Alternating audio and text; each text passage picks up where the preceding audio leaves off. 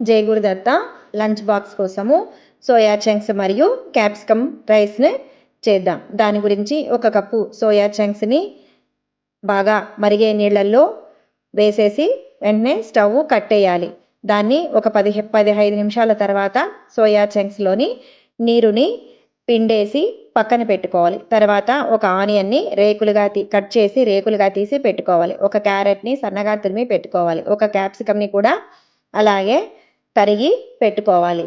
కాస్త కొత్తిమీరను శుభ్రం చేసి తరిగి పెట్టుకోవాలి. ఒక రెమ్మ కరివేపాకు. అన్నింటినీ సిద్ధం చేసుకున్న తర్వాత స్టవ్ వెలిగించి బాణలు పెట్టుకొని మొదటగా పోపు దినుసుల్ని వేయాలి. ఆవాలు, జీలకర్ర, ఉద్దిపప్పు, శనగపప్పు వేసి చిటపటలాడిన తర్వాత తరిగి పెట్టుకున్నటువంటి ఆనియన్ మరియు చీరి పెట్టుకున్నటువంటి పచ్చిమిరపకాయలను వేసి కాస్త దూరగా వేపుకోవాలి. ఎర్రగా మగ్గిపోవాల్సిన అవసరం లేదు, పచ్చివాసన పోతే సరిపోతుంది. వెంటనే తరిగి పెట్టుకున్నటువంటి క్యాప్సికమ్ను, కరివేపాకును కూడా వేసి 4 వైపులా కలుపుతూ వేపాలి.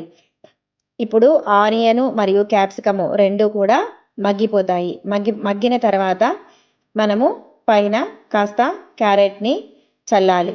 ఆ క్యారెట్ మరియు బాయిల్ చేసి నీరు వంపేసి పక్కన పెట్టుకున్నటువంటి సోయా చంక్స్ను కూడా వేసి నిదానంగా 4 వైపులా కలపాలి. తర్వాత రుచికి తగినటువంటి సాల్ట్ వేయాలి. తర్వాత ఒక 1/4 టేబుల్ స్పూను కాశ్మీరీ చిల్లీ పౌడర్ని వేశాను. ఎందుకంటే పచ్చిమిరపకాయలు వేసాం కాబట్టి కాశ్మీరీ చిల్లీ పౌడర్ కారం తక్కువ ఉంటుంది, సరిపోతుంది. తర్వాత 1 స్పూను ధనియా జీరా పౌడర్ని, తర్వాత 1/4 టీ స్పూను గరం మసాలా పౌడర్ని కూడా నేను వేశాను. ఒక చిటికెడు పసుపు కూడా వేశాను. అన్నిటినీ 4 వైపులా సమంగా కలుపుకోవాలి. చివరగా కొత్తిమీరను కూడా వేశాను.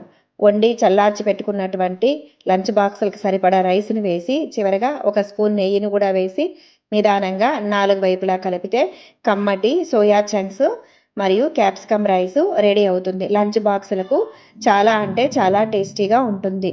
Like, share, subscribe. Thank you.